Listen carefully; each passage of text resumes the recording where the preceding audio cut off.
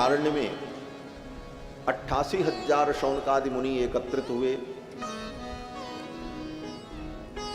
और उन मुनियों ने विचार किया कि हम दीर्घ काल तक सत्संग करें। बोले दीर्घ काल तक सत्संग कराने वाला कोई महापुरुष भी तो मिले। आज कोई संकल्प कर ले, महाराज हम 11 वर्ष तक सत्संग करेंगे और आप हमें सत्संग कराओ, भगवान की कथा सुनाओ। कौन कथावाचक मिलेगा महाराज? अब मिलेगा भी तो कई दिन सुनाएगा? 10 दिन, 15 दिन, 1 महीने, 2 महीने, उसके बाद फिर वही कथा रिपीट होगी। नया कहां से लाएगा? लेकिन श्री सूत जी महाराज ऐसे वक्ता हैं जो नित्य नवीन कथा मुनियों को सुनाते रहे। हजारों वर्ष के सत्र में वो कथा सुनाते हैं, फिर भी कथाओं का अंत नहीं। ऐसे श्री सूत जी महाराज ये पुराणों के वक्ता, पौराणिक हैं। इनके पिताजी भी पौराणिक थे। इनके पिताजी महर्षि रोमहर्षण सूत, वो भी पौराणिक। उनके पुत्र ये सूत जी महाराज जो हैं, ये उग्रश्रवा सूत हैं।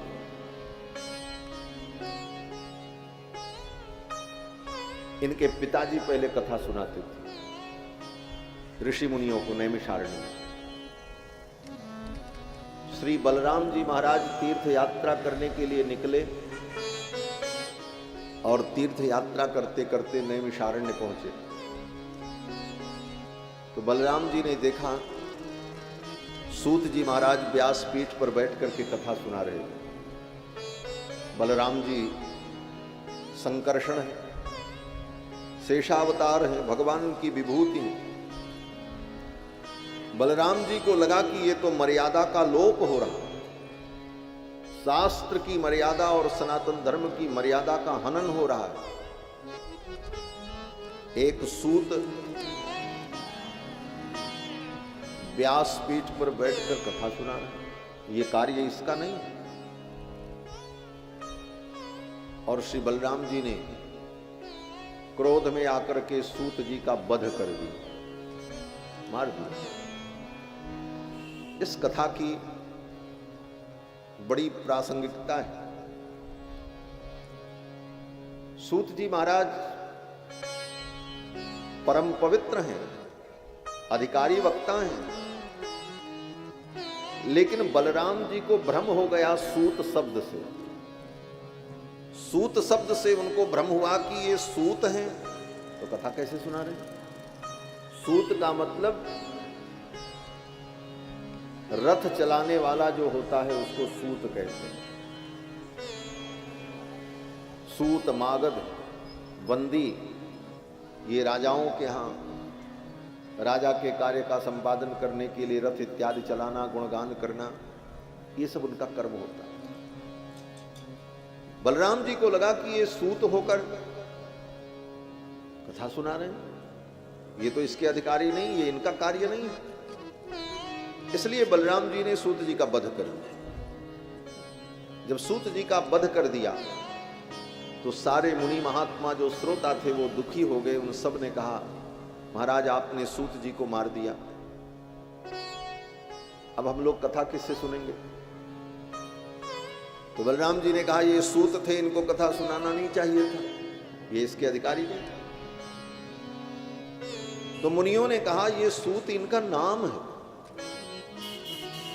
ये ब्रह्म स्वरूप है। और श्री पृथु जी महाराज के यज्ञ में उनकी उत्तर वेदिका पर जब सोमयाग का यजन हो रहा था तो सूतिकाभिषव नाम का जब कर्म हो रहा था, तो उसी समय सूतिकाभिषव कर्म के समय यज्ञ मंडप से इनका प्रादुर्भाव हुआ था। ये अयोनिज है और सूतिका कर्म के समय, सूतिकाभिषव के समय इनका प्रादुर्भाव हुआ, इसलिए इनका नाम सूत है। और भगवान की लीलाओं का गान करने के लिए भगवान की ही विभूति सूत के रूप में प्रकट हुई है। और पृथु के यज्ञ में इन्होंने भगवान पृथु का गुणानुवाद किया है, आपने इनको मार दिया। अब हम कथा किससे सुने? तब बलराम जी को बड़ा पश्चाताप हुआ कि हमने तो ब्रह्महत्या कर दी। तब बलराम जी ने कहा अब जो होना था हो गया, लेकिन इनकी शक्ति इनके पुत्र में प्रतिष्ठित हो जाएगी। सूत जी के जो पुत्र हैं उनका नाम उग्रश्रवा, और ये सूत जी जिनको बलराम जी ने मारा इनका नाम रोमहर्षण, इनका नाम रोमहर्षण। ये भगवान की कथा जब सुनाते तो इनका रोम रोम हर्षित हो जाता, इसलिए नाम रोमहर्षण। और इनके पुत्र जो उग्रश्रवा हैं, उग्रश्रवा माने इनके कान बड़े तेज हैं भगवान की कथा सुनने के लिए, इसलिए उग्रश्रवा। श्रवा माने कान, जैसे सांप को कहा जाता है चक्षुश्रवा। चक्षुश्रवा का मतलब आंख से जो सुनता है, इसीलिए सांप का एक नाम चक्षुश्रवा है। ये उग्रश्रवा, सुनने की शक्ति और सुनने का सामर्थ्य इनका बड़ा विलक्षण, और इन्होंने अपने पिताजी से सब कुछ सुना है। बलराम जी ने कहा अब इनके पिताजी की शक्ति इनमें रहेगी और ये आप लोगों को कथा सुनाएंगे,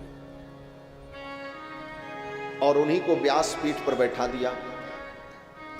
फिर रोमहर्षण जी के पुत्र उग्रश्रवासूत जो हैं वो कथा सुनाने लगे नैमिषारण्य में।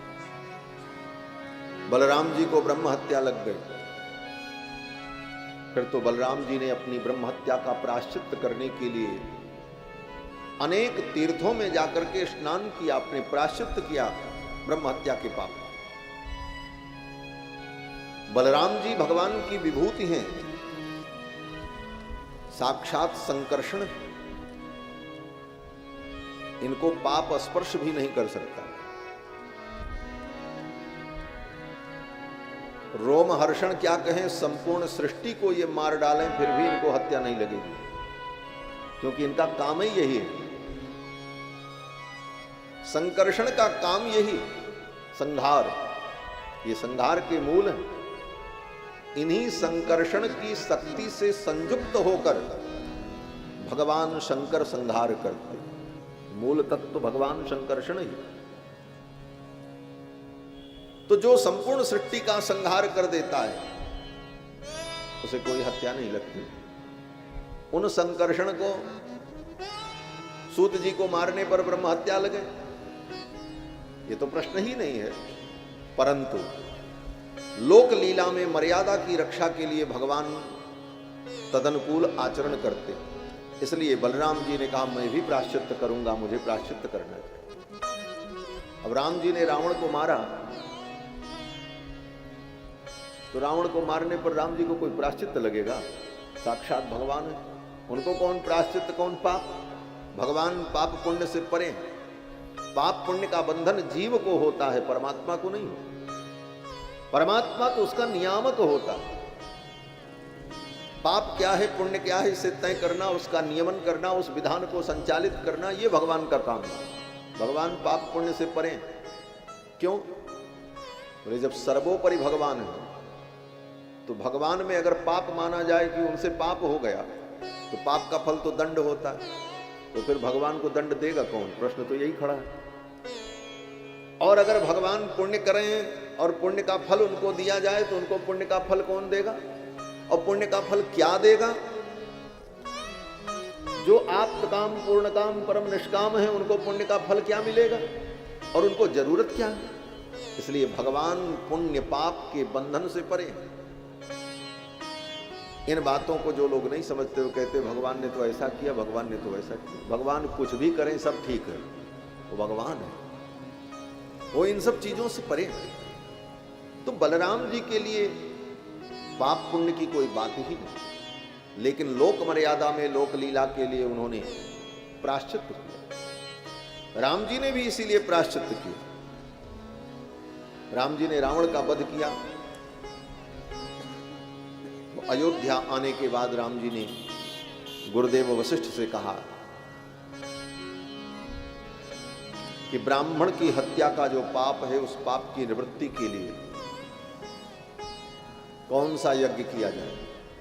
गुरुदेव वशिष्ठ ने कहा सारे पापों के प्रायश्चित के लिए सबसे बड़ा कर्म है अश्वमेध यज्ञ।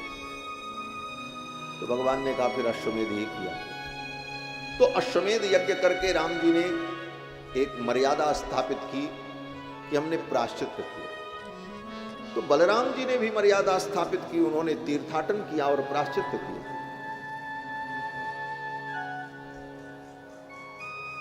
सूत जी महाराज परम पवित्र, परम पौराणिक, लेकिन सूत शब्द से भ्रम हुआ तो बलराम जी ने सूत जी का वध कर दिया।